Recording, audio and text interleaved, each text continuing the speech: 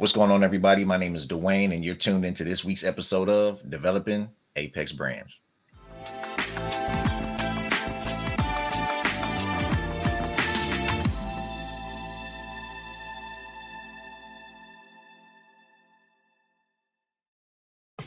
What's going on, everybody? Welcome to this week's episode of Developing Apex Brands. Here with your boy Dwayne, coming to you live from the Edit Bay. So today we're going to be doing another entrepreneurship podcast. We're going to be talking to somebody that I met back in 2020. This guy is a real estate investor, business owner. From what I've seen, a strong family man, as well as a wealth of information. So without any further ado, let's bring on to the podcast my man, Mr. Antoine Campbell. What's going on, brother? How you doing? What's up, brother? Thank you so much for having me. Most certainly, man. So let's get into it, man. For people who don't know you, introduce yourself. Let them know who you are. Man, my name is Antoine Campbell. I'm from Washington, D.C. I run a virtual business, multiple virtual businesses, and I've been over the last 4 years helping people set up their business virtually. Okay, perfect. So give me some background, man, as far as like what it's like growing up in DC. My sister lives in DC, so I know a little bit about it, but I think she grew up in Northeast. Yeah, DC is a very unique place, right? Like you have to be street smart, and you have to pretty much become a shop in order to survive. So growing up in DC, man, I had to have a strong work ethic. You know, like mom was on Section 8. My father, he became an entrepreneur later on as I got a little older, when I turned about, I think, 11. And that inspired me to be an entrepreneur. So I didn't accept my surroundings and say, yo, this is what I'm going to be. This is going to be like my friends stealing cars and going to jail and doing all types of crazy stuff, getting, NFL numbers 20, 30 years. I said, you know what, I need to do something constructive with my life. And thank God my mom moved us from DC to Maryland. That's when I was able to get some stability in my life. Because at first I was just out hanging out, doing my thing. And when I moved to Maryland, I started to work. Like, yeah, I had a job in DC at the corner store, but when I got to Maryland, it wasn't nothing to do but get in trouble too. Because it seemed like everybody from DC was moved to Maryland. And once I got my job, man, and you get that taste of money. You don't want to be broke hanging with your friends. So I started working at a couple of food places. I got my first job in Maryland. I think it was working for a lady doing computers. So she put an ad in this newspaper called The Penny Sale. And she was like, yo, I need somebody that wants to reassemble government surplus computers. Like, because the government, they so wasteful. They buy like a million computers and then 1 year later they sell them. Nothing wrong with it. So I learned how to wipe computers, add like Windows XP and all that first came out. And I learned that stuff. And she gave me a good job, and I worked with her for about almost a year. And then I went down to the thrift store and started working. But they had a computer section, and I knew how to upgrade the computer. So back in the day, it was just CD-ROM. As long as you had the key, the master key code, you can just keep updating computers. So I was snatching memory out of one computer and then putting Windows XP on there, charging people like $350. Okay. And that's when I knew I was on to something. So that was my first taste of like transitioning from DC to Maryland and working and just going to school. And about school, I didn't really have good grades. I always kept like a 2.2, 2.3. But what I did notice on my transcript was all the different classes that I took that I did have good grades in was always economics, business development, U.S. history, stuff that I was actually interested in. Exactly. Yeah, I tend to find a lot of times, I mean, I know it's anecdotal at this point, but they always say the C students are going to be your bosses, and your CEOs. And a lot of times your A students, they make good employees, right? So give me some, so you say your father was an entrepreneur. Yeah, my father was an entrepreneur and his father was an entrepreneur. Okay, so it runs in the family. So how much of that do you feel like influenced your ability to feel like this is something that I actually can do full time? Because I know that transition from, working a job, trying to be a part-time entrepreneur, really what you are, not an entrepreneur, but transferring from, okay, I'm getting this steady paycheck, everything's stable, to, you know what, I think this is viable. Let me go ahead and hop into this full time. I say like, when I was going through high school and stuff, and then once I graduated, I ended up getting a job. So I graduated 2007, right when the recession hit. Okay. My dream was always to be in real estate. Growing up, you watch these infomercials late at night. Dean Graciosis, John Beck, all these guys talking about you can make money in real estate. So in my head, I knew for a fact that's what I wanted to do because my grandfather, he was in real estate, but he wasn't an investor. He was the guy that was demoing the house, fixing up the house, putting down the driveway. So he was the laborer. So he had a big check. He got good money from it, but he wasn't making a real check, So I knew for a fact when I graduated high school I needed to do something. But long story short, I was with my girlfriend at the time. And we were sitting in the car, and my friend had called me at the time. His name was Jeremy. Like, yo, bro, they got this big job fair. You got to park your car at this casino, and then they're going to put us on this shuttle bus and take us down to the job fair. So it was crazy. It felt like a concentration camp. So we got on this joint, and we went down there, and I met this dude named Bar. He's from Sierra Leone, African. Okay. And he was like, yo, why you want to apply for? I'm like, man, I do anything at this point. At the time, I was working at McDonald's making $8.25 an hour, just getting out of high school. I said, man, I do anything, man. Shit. If you got some dishes back there, I go wash them for you. Just joking. He said, oh yeah, that's what I'm the dish manager. I'm the dishwashing manager. I'm in charge of 100,000 dishes. I'm like, what? Yeah, you want a job? I said, how about I pay you $12.40 an hour? So in my head, jumping from $8.25 to $12.40, I'm like, yeah, okay, no problem, I do it. Long story short, they gave me the position. I took my drug test, passed it, and I ain't hear from them about a month. So I'm like, man, I don't know what's going on. So I get a phone call, yo, you need to be to work by next Monday. So I'm at McDonald's, and I'm like, I gotta go. So I'm asking the McDonald's people there where I can, because I'm loyal, I guess. I'm like, yo, can I work this out with you guys? Why go work this job to figure out this is what I'm going to do? And the manager was bitter. One thing about employees, they got this mindset that they run everything when they really don't. She was like, nah, you been with them or you with us? I'm like, what? So long story short, I ended up quitting McDonald's, went down to Gaylord, and that was like some of the best years of my life. From the age of 18, because I was 18 at the time, going on 19. So I left Gaylord when I was 22, 23. Yeah, 22, 23. So like 4 years, 4 or 5 years. I learned so much. And I think that if I didn't work at that hotel, I wouldn't be where I'm at today if I was on a business capacity. Understandable. So give us a runway up into your first real estate deal. Like, at what point did you feel like, all right, this is something I can really do? And then what type of strategy did you use, to exit the money? So my first real estate deal, because remember, I was working for my grandfather, so in my head, I wasn't even thinking about wholesaling or what everybody got going on now.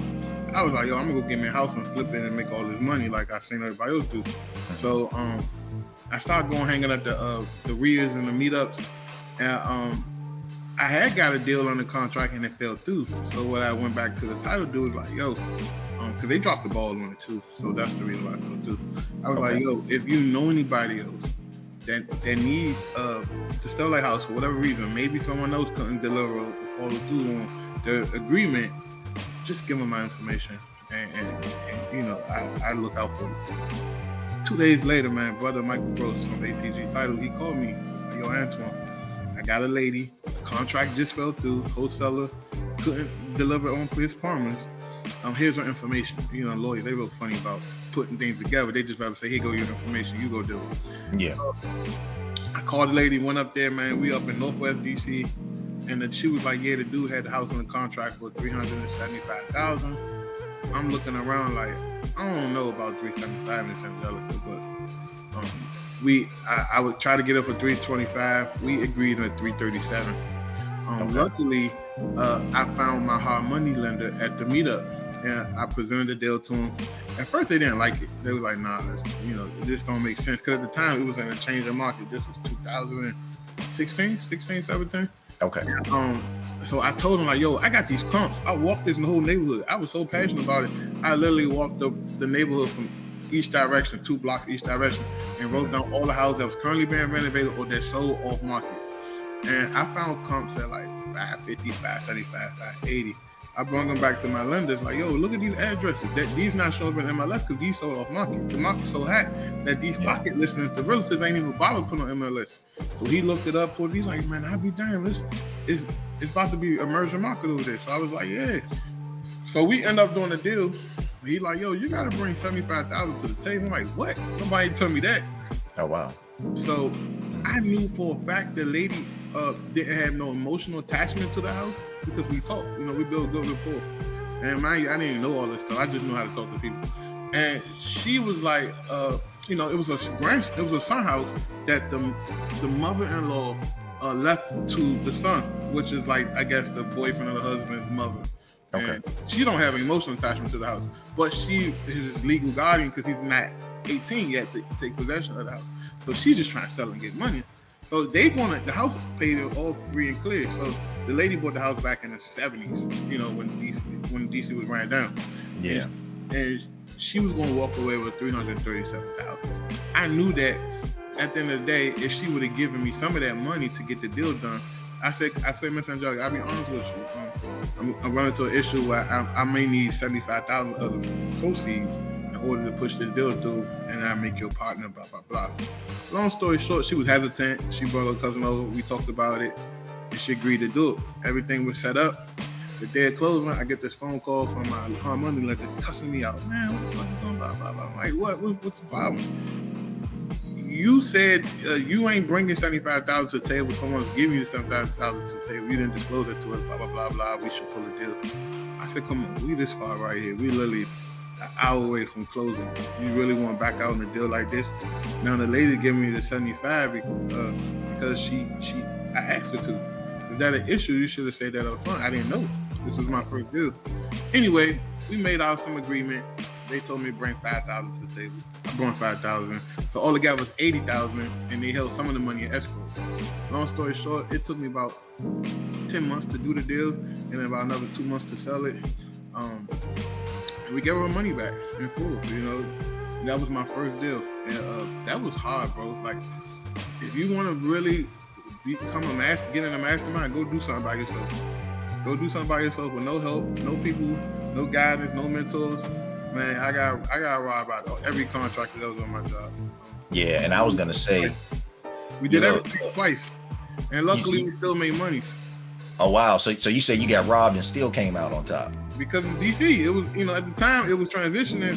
Them houses was going for $300,000-400,000 before I bought them, and then by the time I finished the rehab, because 12 months later, the houses was going for $625.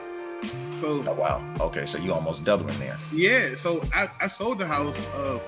It fell out of contract once, you know, stupid stuff about the house. We sold the house maybe for like $580,000, and still after we paid the lady back and all that, we still walked away with $45,000. So hey, look, that's a nice commission right there, man. Exactly. So tell the people, you know, some of my viewers, they're not really familiar with the REI space, so kind of just give them tell the people what is wholesaling, and then tell them the difference between regular wholesaling and then what you do as far as virtual wholesaling, because I think that's very interesting. Yeah. So it's all the same concept. Regular wholesaling is when you get a house on a contract and your intention is not to actually close on it yourself or pay the money yourself. You just take that contract and then sell that contract, the rights to close on that contract, to another investor in exchange for some type of assignment fee or commission or whatever. We don't like to say the word commission because it pisses off the board of relatives. Because they feel like that's supposed to be their money. So, you know, that's why we say assignment fee. So, virtually, it's the same thing, except for we don't go sit it down on the table, have a cup of coffee with the seller. We don't go take actual physical pictures of the property. We do everything from the telephone. And literally, we have the people in place that go out and take the pictures, and we are trained and know how to deal with people and talk to people through the telephone. Okay, most certainly. So I know, you know, I think when you first started this, I'm going to assume you probably were doing a lot of the legwork as far as, you know, reaching out, you know, having conversations, you know, setting up people. So from what I understand, you do a lot of stuff with VAs, correct? Yeah. So, explain what a VA is for those who don't know. So a virtual assistant is pretty much a person who works for you virtually. They're not at your office. It can be anybody. It could be VAs in America. Right? It doesn't have to be in a foreign country. Now, since we are leveraging the value of the dollar against other countries' currency, you get a bang for your buck when you step outside the United States. So, like South America, Central America, I deal with VAs primarily from the Philippines. We all have our preferences. It's all up to you. But once you figure out who you want to work with, you can literally take your business to the next level because these people are paid between $3 and $7 an hour. Now here in America, these positions would translate to maybe $15 to $44 an hour worth of labor that you'll be paying for. So you can really get a business off the ground significantly without the burden of high labor costs. Because even in America, one of the things people don't understand is when you hire an employee and you put them on your actual payroll, if you're paying them $15 an hour, it's really $25 an hour because you have workers' comp insurance and all this other stuff that you got to take account when you're paying them. So that's why a lot of these companies moving offshore, moving a lot of the operations offshore because you don't have to worry about all these different taxes. Most certainly. So what do you say to the American portion of the population that says, you know, man, you real estate guys, you're really terrorizing, you know, the American economy. You guys are going in, you're buying houses for dirt cheap, you're turning around, you're selling it for high, you're going out of the country, you're outsourcing work, you're taking jobs away from Americans. Do you see it that way, or you know, how do you feel about people? No, I don't see it that way. We're a capitalist economy, you know, country, the structure. It's a free market. So what I see is people going into neighborhoods that has a lot of deferred maintenance and a lot of homeowners who couldn't afford to take care of their houses and fixing them back up and keeping these houses to a quality standard that can meet the quality of brand new houses that builders build. So if I was a person I just got approved for a $250,000 FHA loan, and I'm on, you know, that $250,000 would go a long way if I just bought a rehab house versus trying to go buy ground up construction that may be $350,000, $325,000. So it's definitely a second good alternative for someone who looks for a quality piece of property that they want to purchase and they don't have the spending power, the buying power, as if a person who can afford brand new. Now, when it comes to jobs being outsourced, this has been a thing dates back hundreds of years of work being shipped out to different countries. Even in other countries, work shipped out to different countries. So what I would say to people is, you just got to get in where you fit in. You know what I mean? So at the end of the day, there's still a market for cold callers, American cold callers, right? Now, you just got to put yourself in a position where you're the best of the best. Now you can charge a premium because price is never an objection if the value is there, right? Correct. Who in their right mind will pay $50,000 for an inner circle or a mastermind? You know, who would do that? But if they see the value of it and they see the connection in the relationship, that $50,000 a drop in the bucket when you got a $2-3 million worth of business generated from just being a part of that inner circle or mastermind. So exactly. I think it's all about your mindset and how you look at things. Most certainly. So, and I think that's very important. You know, especially in the real estate investment space, mindset plays a very, very, you know, big important part in that. So let me ask you this question, Antoine. Virtual wholesaling. How do you find a market that you feel is viable that you can start going into and try to start making deals? Because, you know, a lot of times these real estate investors, especially wholesalers, they're working in their direct vicinity. They're working, you know, maybe 100, 150 miles max radius, you know, in their area. But I can see that being a very daunting task. So how do you manage all that? I mean, at any given time in America, there's 24 emerging markets. You know, markets that's on a rise, that's houses, you know, jump 20-30% in value over 2-3 years standpoint. So you just got to look at the data and figure out, like, you know, one of the things we about to do is I'm working on a show called Starting Over, and literally I'm going to start a new wholesaling business from scratch, and I'm going to document it like in detail as possible. We've been working on it for about 3 months, but literally the actual real taping, because we worked on the concept of it, but the taping don't start till next week. So I got a whole crew with me helping me. We're going to put it out on YouTube, and then it's a new platform we're launching called Extremepreneur, and we're going to, you know, put a piece of it on YouTube and then direct people to the platform. And the whole point is to show people the transparency of the amount of work it takes to do this business, because a lot of people just think, you know, they see people with these big checks and they watch YouTube and they're like, yo, I watched a few YouTube videos, I can do this. Not understanding that this is a really tough business. So to pick a virtual market, you just got to look at the data. You got to look at the numbers. You got to look at what makes sense. What I like to do is I like to pick areas that have major railroads or interstates running through them colleges, universities, hospitals. You look at go down and ask the city economic development plan. What are you doing with this area in the next 10 years? Like when you start to get ahead and stuff like that, then you're able to make a sound decision. Then go pull the data. What are investors currently buying? Is someone buying up a bunch of lots and land?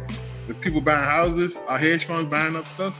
And then once you figure that out, then you know exactly where to set up shop to do business. Okay. So it sounds like I need to be or I need to make myself familiar with government websites. Make sure I'm networking with the proper people, correct? Correct. All right, perfect. So let's get back on virtual assistants. Obviously they're an assistant who's virtual, working from outside the country, but specifically what would one of those individuals do for me and for my business to help grow my my portfolio?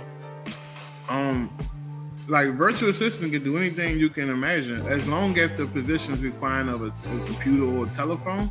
They can do the position. So we have VAs that do cold calling. We have VAs that do SMS, like send out text message, hey sir, do you want to sell hours? We have VAs that do sales and my other different businesses. So you can pretty much, like, once you create your SOPs and create your structure and understand, because some people get into wholesaling and they just hustle. And there's nothing wrong with that. But the issue with that is they start on acquisitions, which means, okay, let me try to get the deal on the contract. And then next thing you know, they put their business on pause for the acquisition to focus on selling the deal.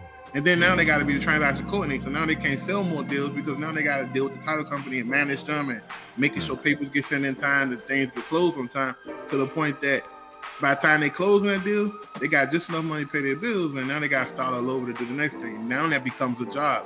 So within wholesaling, there are 4 major pillars, just like any business.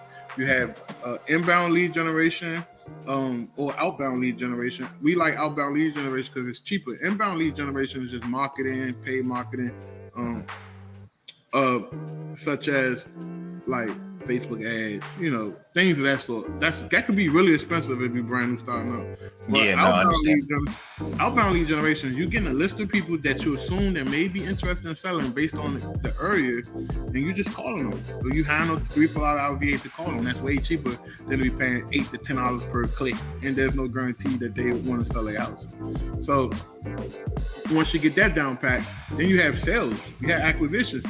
People think that, just because you got someone on the phone that may be interested in what you got going on, that they're going to automatically do business with you. You have to build rapport. You have to be persuasive. You have to listen to their pain points. You have to understand how to make an offer that solves their problems. And people don't get that. And it takes them, the average wholesaler, it takes them 1.5 years, 2 years to figure that out. Like, this is a sales thing. I got to be good at sales. Then once you be good at sales, now you got to be good at disposition. Now you got to be talking to the cash buyers, figuring out their criteria. Because if you a cash buyer and you saying, Antoine, I only want to buy duplexes in Charlotte. But if I'm sending you lats and I'm sending you multi-family, I'm sending you everything but duplexes, you're going to eventually not want to talk to me or not read my emails because I'm wasting your time. So you got to understand this, bro. And then most importantly, you got to understand transaction coordinator. What are the essential forms the title company needs to open up escrow, the essential things that the buyers must have in order to sign the contract? It's so much moving parts that you got to understand. When you take a person from being a warm or hot lead into your business to a paid closed transaction, that's between 60 and 120 days. So wholesaling is good on the outside, but it's a long pipeline, which means that you got to continue to lock up deals and keep stuff on the contract and keep your pipeline full if you really want to have a sustainable business. Understandable. So let me ask you this question too. So, you got into wholesaling, right? And I'm assuming, based on the conversation we just had, you've gone through all those things. You know what I mean? You started your lead generation, you locked your deal in. Now you're trying to shop the deal, but you had to stop, on the front end to generate. And now you feel like you're in this job where you created a job for yourself, right? Right. So how important were the VAs to help you scale, and instead of working in your business, now you're able to work on your business? It's very important because it puts me in, revenue generating positions, right? Because people think, I'm doing the work, I'm putting my best forward effort, I should be entitled to making money. As an entrepreneur, that's not true. Because you can put in 80 hours this week and don't make anything. and then maybe put in 10 hours next week and make 10 times more than what you made 2 weeks before that. So what you have to find is you have to put a system in place and create an infrastructure that could you go on vacation for 2-3 days and your business won't explode or crumble to pieces. So what I tell people is you got to put people in a position where they understand their position and understand what their role is in the company. So the cold callers, the SMS people, the acquisition people, once they have a rhythm, then you can really, then you're a business owner. Until then, you're not a business owner, you're just a hustler.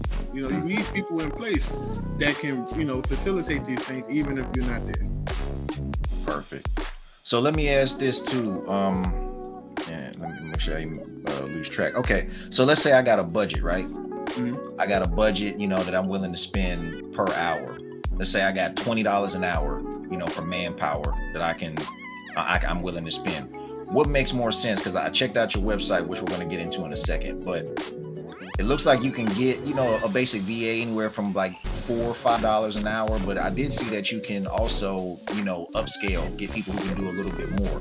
So what's more viable to me? With $20, should I get 5 $4 VAs? Or should I get one really, really, really strong or two really, really strong VAs? What tends to work best for you? I just map out like what are these VAs for and what you need them for, and go from there. So what you can do at $20 an hour, you can get the maximum, but then you got to figure out, do you want to manipulate the time? Is that $20 an hour full time, part time a week? Is that 40 hours a week, 20 hours a week? Because if that's the case, then you can take if it's four positions at 40 hours a week, then you can cut it to be 20 hours a week, and that'll get you literally 8 VAs still at $20 an hour because you're not spending a ton of money. So that's one strategy. But then you just got to write out exactly what these VAs are needed for. Are they needed, to answer the phone, return calls, doing SMS, doing admin stuff. And then you just write out a process map of this is what these positions are for, this is what my company look like, and this is the process of this position or this person doing this position and leading to this position to handle. So once you figure that out, then you start hiring. I just want to hire like 4 VAs at once without figuring out exactly what I need them for. Okay, understandable. So here we let's check this one. So let's get into the VA mastery system. Okay. Right. So you're wholesaling. You figure out, hey, I don't have to be in these cities to do these deals. Now you're figuring out, hey, I can contact other individuals. I can hire people overseas, right? At one point, did you feel that you needed to transition from strictly wholesaling business to like, hey, what, we got something here where we can, actually start outsourcing our own, virtual assistants?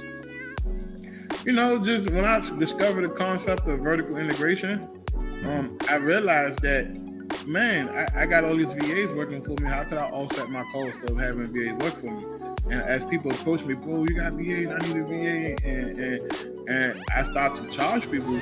And then that literally took a lot of my time. So I'm like, yo, I need to hire more VAs to do this for me. Next thing I said, you know what? Let's just create a business out of this.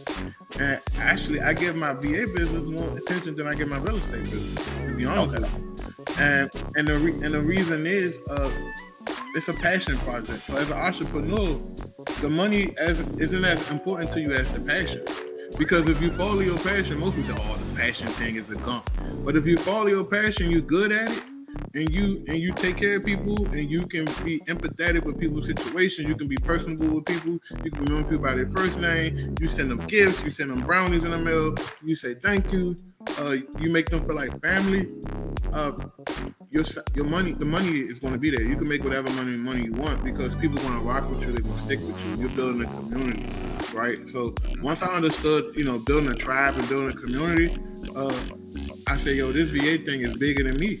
Even now, like, we're scratching the surface with the whole VA business. The VA business can be an 8-figure business if I put, like, let's say, sometimes as an entrepreneur, and this is some real stuff I'm about to tell people, you have to choose what's important to you. And say, you know what, if I put this business on pause, or if I put this operation on pause to focus on this, to get tunnel vision, you're going to see more results from when you focus on something versus just being spread it too thin and all over the place. You're not going to be able to give everything your undivided attention. Yeah, most certainly. No, I've personally learned that as well. Laser focus tends to get you to the destination a lot faster than trying to wear 13 hats. You know. Yeah. You know, you'd be what's the term? You're good at a lot of stuff, but you're not a master of anything. You know? Yeah. I call it having an octopus.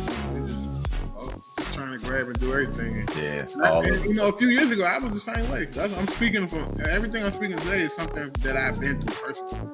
So I was like, man, I'm gonna do this, I'm gonna do that, I'm gonna do this. And sometimes you gotta tell yourself, like, is that gonna help solve for right now? Yes, the future is important, but is that gonna help solve for right now? So I was introduced to you through Max Maxwell, right? I used to work for him back in 2020 with Dave and Matt. I don't know if you're familiar with them, obviously. I think you know them. Dave yeah. Matt. So it's interesting to me to see, like, this wave of like investor like celebrities that have popped up. You got yourself, Steve Train, you got Max Maxwell, you got the Polites, and a bunch of other people out there. So like, how did that, like, I guess that personality figure thing happen to you? Well, I didn't go into this trying to be famous or be popular or whatever. I was just doing my thing. And I'm the type of person, like, I like to put people on. So where I come from, like, if you know something and something's working for you, or if you got good quality information, go pass that on to whoever's next in line so they can be able to. And I call that relationship capital, where if I help 50 people, God forbid I go through some financial struggles or some issues, I can pick up the phone and say, yo, bro. Even if, like, if a person say, okay, don't worry about that right now, take care of me, we take care of you. We have the understanding and respect to know that that's going to be taken care of regardless. So one of the things I would tell people and encourage people is to invest more into the people and the relationships around you, not just from a benefit standpoint, but from a standpoint that you can elevate too.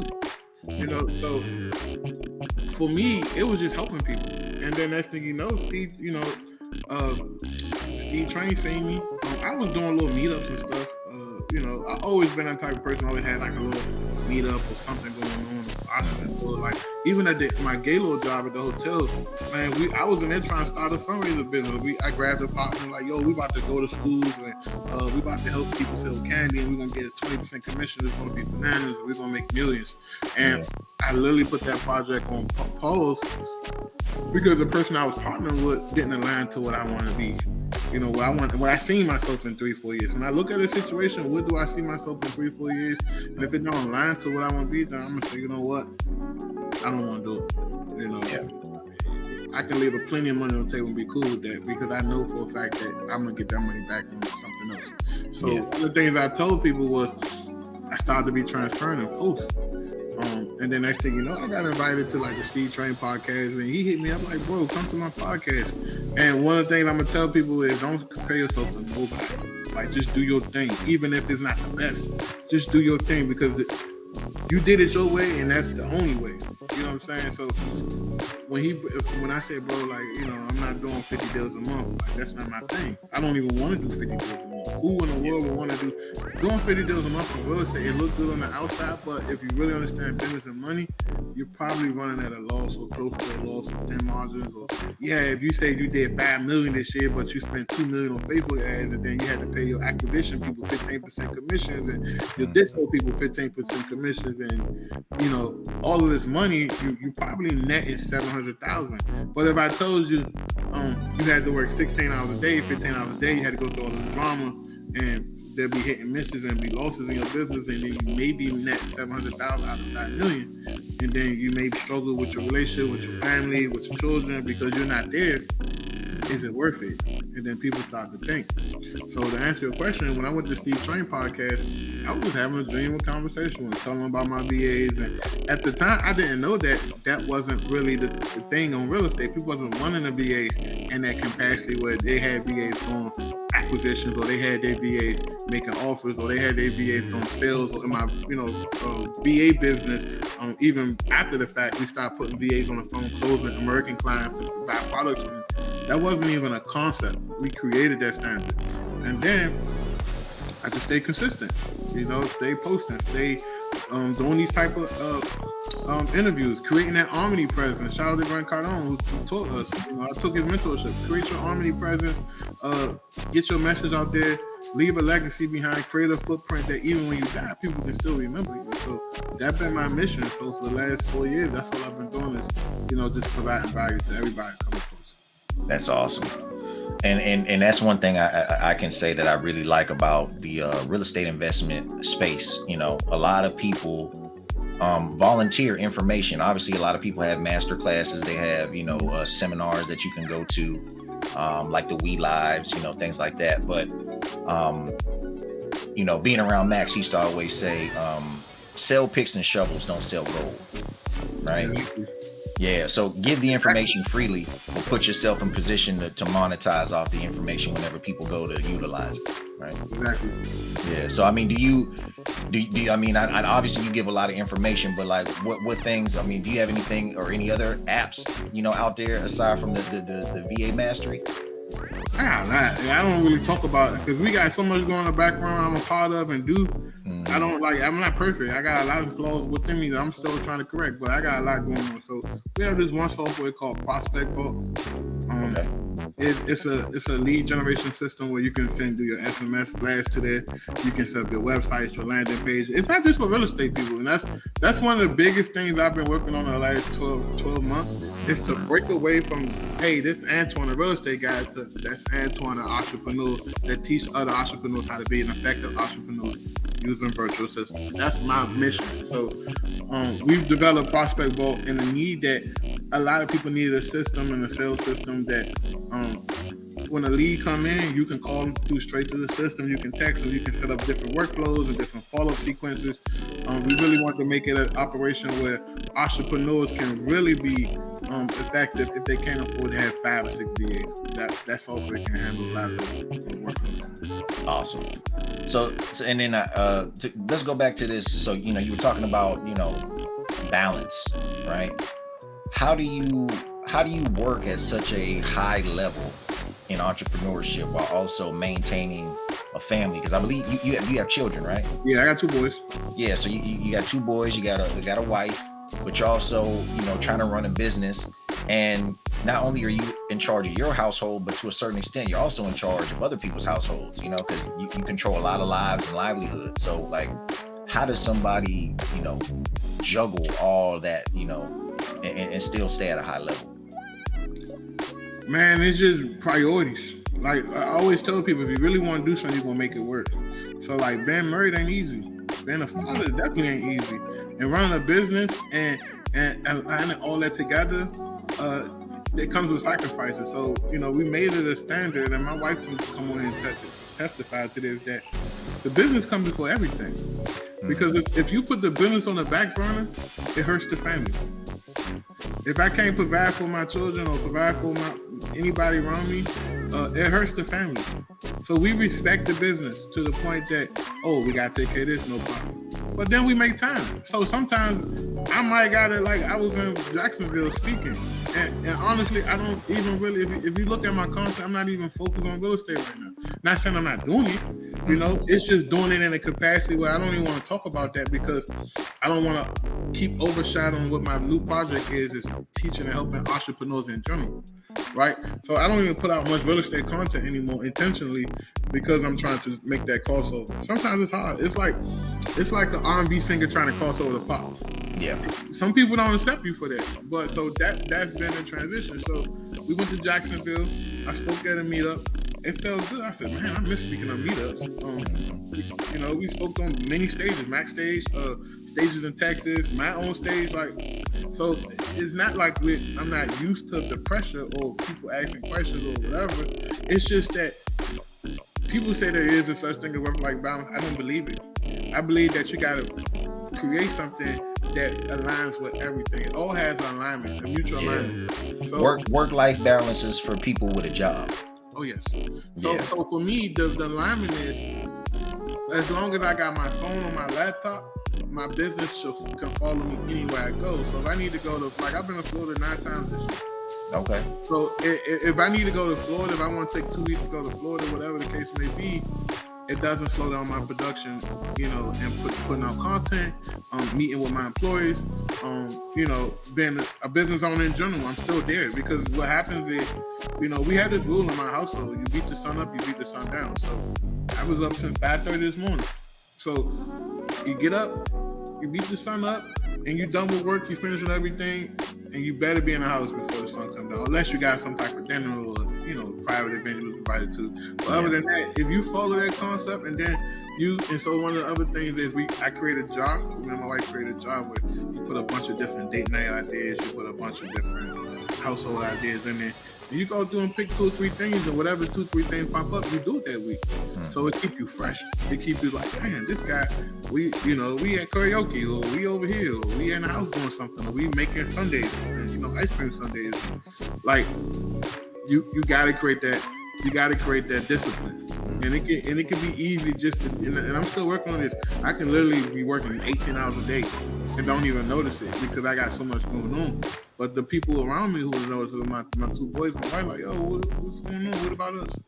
So that's why. So if you see a lot of people with money, they can't be a great husband. They can't be a great father. And I'm not saying them people not, but it's hard for them to be because they don't have the understanding that these things have to align with each other. You have to figure it out. Yeah. I think that's very important, and that's part of the reason why I asked that question, because one thing I find, especially with a lot of younger people in this country, it's everything is instantaneous. Nobody understands sacrifice, and understanding is not a very I always say social media ruined the world that I knew before social media. Like, exactly. I remember living life before social media, and I remember that there wasn't many successful people that you assume that were successful based on looking on your phone. Yeah. You had to be successful in your own right because you were freaking successful. You own a law firm, or you own a car dealership, or you was on the street moving pounds of marijuana up and down 95. You were successful, but no one knew.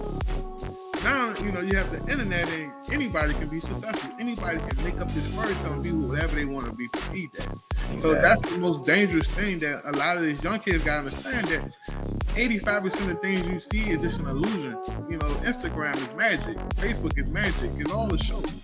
So you just got to understand that don't compare yourself to people. Don't be like, oh man, my man crush. You don't know what he really going through. If a person show you, I don't show checks. I don't show anything. I don't know what the IRS looking at on me.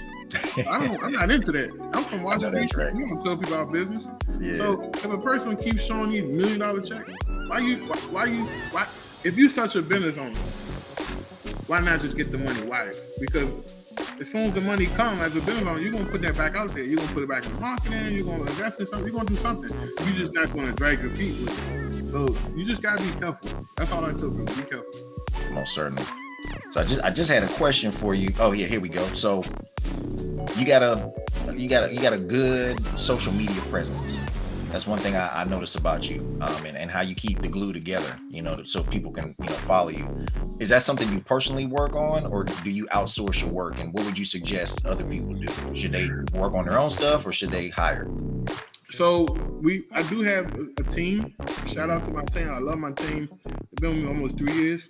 Okay. And do you outsource them like VAs as well, or they? Yeah, everybody that works for me is a VA. No okay. one.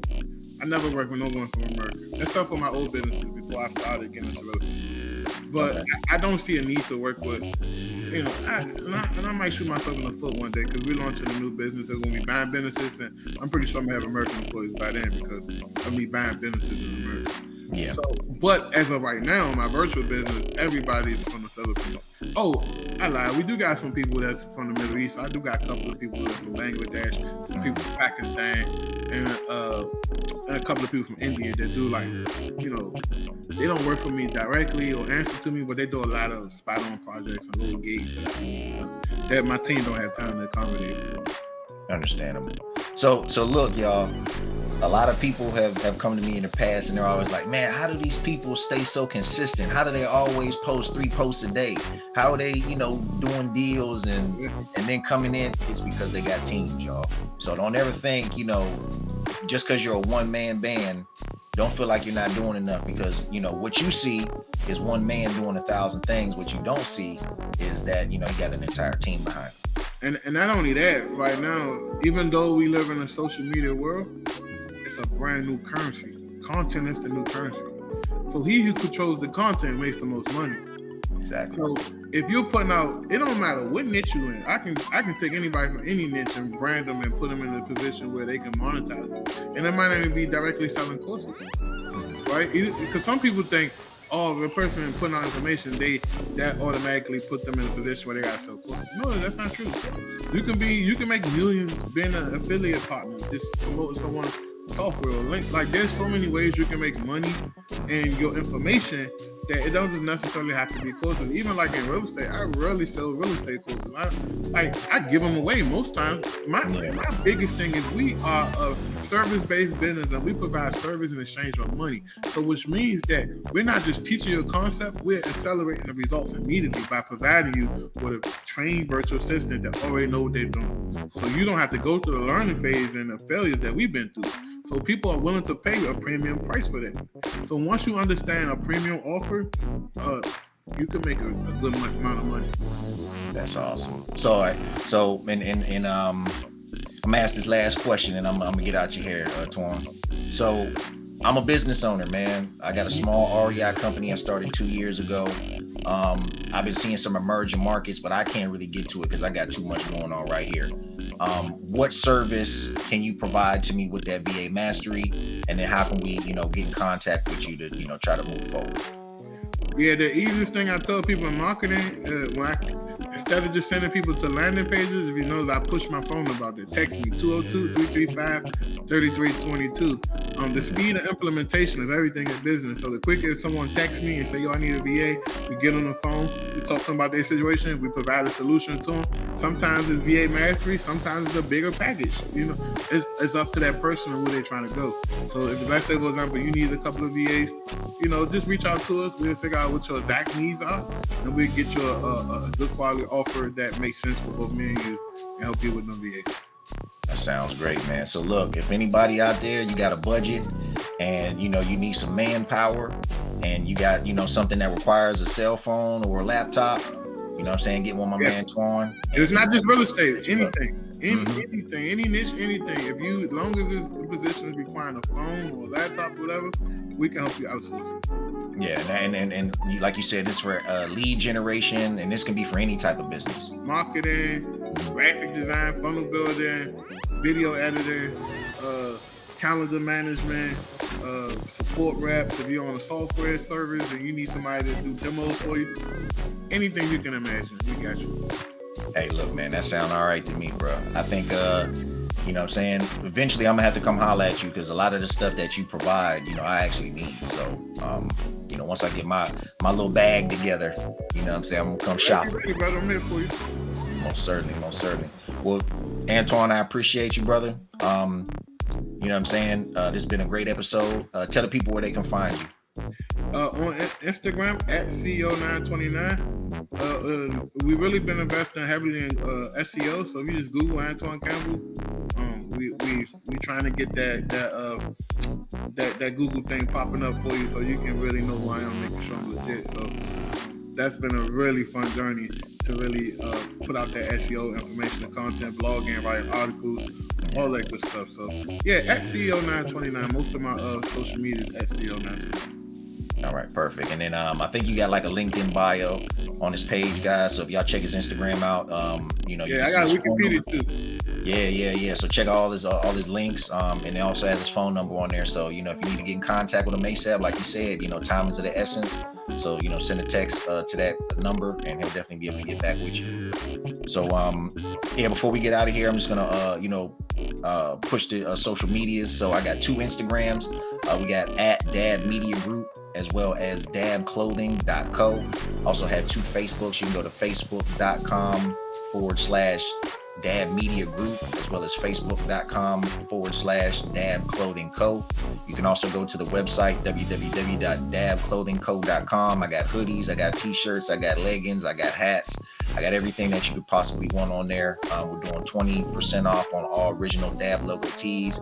And go ahead, man, help me get this merch out so I can get some of these hoodies in for the fall coming up, man. So make sure you turn on that bell for notifications.